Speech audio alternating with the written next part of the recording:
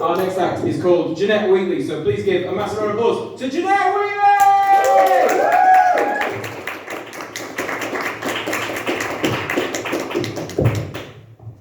Well, hello guys. I don't know if anyone here is mistaking me for the ghost tour, but that starts outside in the frigid cold in like an hour and a half. Who doesn't want to wander around York in the middle of the night looking for things that might not even be there?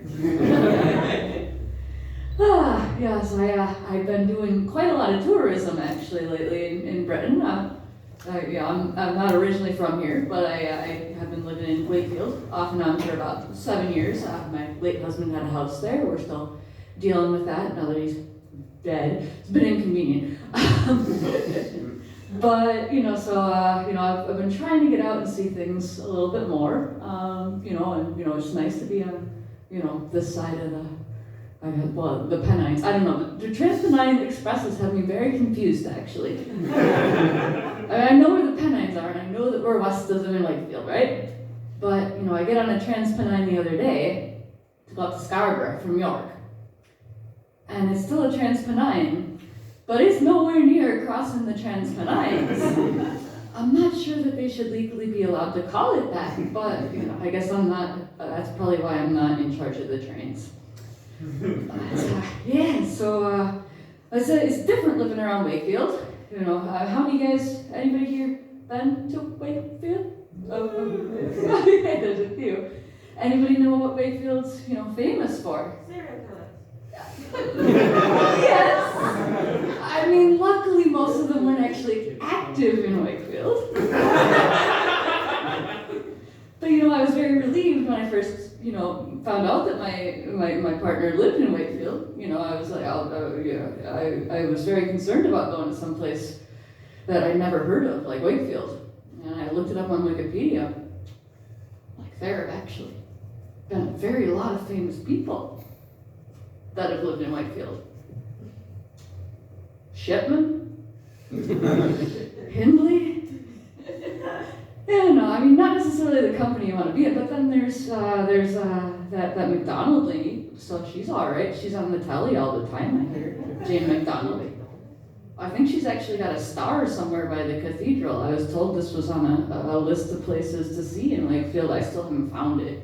But, yeah. So, so it's been, 7 years off and on of living in Wakefield. Obviously I hit up Manchester, hit up York, hit up all the regular places in the beginning, right, from the get-go. But, you have to get creative after a point if you want to keep that spark, that newness going. So, the other day I'm out, and one of my friends is like, "What you doing today?" It's like a Wednesday. I'm like, "I'm doing tourism." He's like, "Oh, where?" Barnsley? I legit was doing tourism in Barnsley. He's like, "I freaking work there. I've never even been to downtown Barnsley." I'm like, sometimes you just really gotta get creative, man. There's a big old courthouse that Orwell had a massive problem with, apparently. I don't know, it's better than Pontefract, ain't it? Peterborough was another option. Clearly I'm being picky here. I did a gig up in Whitby the other night, and that was a nice excuse to do some what I felt was proper tourism compared to Barnsley and all the other places I've been lately, right?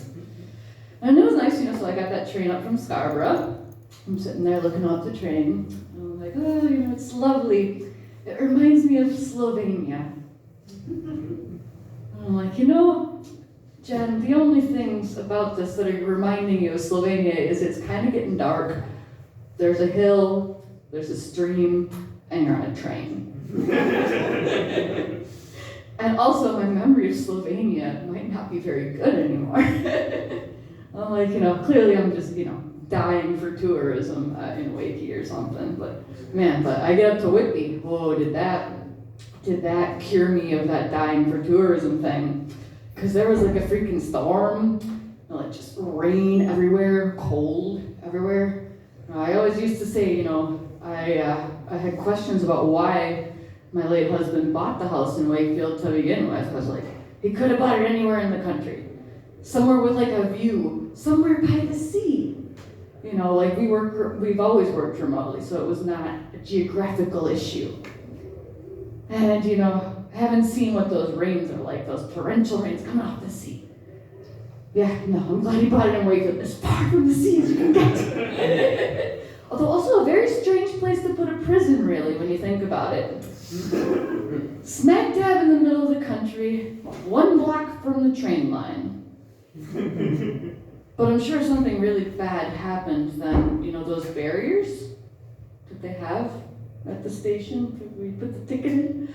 I bet you those will really stop them. There's no way they could be in London in 2 hours or Edinburgh in 2 hours and then out, you know, like that would never, it's just not possible.